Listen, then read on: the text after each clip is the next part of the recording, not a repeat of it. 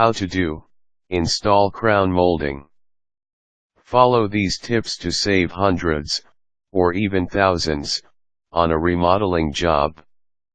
Instructions: Step 1. Hold the molding up to the wall, and measure out where it will hit the studs.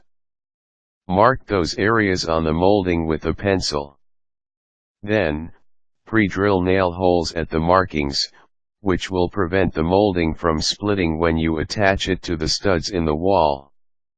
Step 2. Fasten the molding to the studs with finishing nails, countersinking each nail. Step 3. Fill the nail holes and gaps in the joints with wood putty. Smooth these areas with fine sandpaper and finish to match the rest of the molding.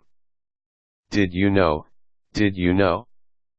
The jewel house at the Tower of London has been used for the storage of precious ceremonial objects, commonly known as the crown jewels, since the early 14th century.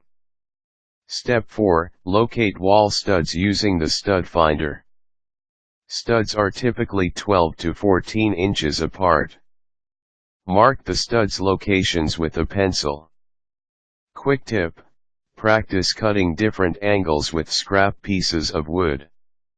This will improve your accuracy and increase your skill level. Step 5. Measure the walls to determine the length of molding you need. Step 6. Paint or stain the molding and let it dry. Step 7. Cut the molding to the desired angles and lengths with a miter saw. Warning: always wear safety glasses and gloves when working with wood.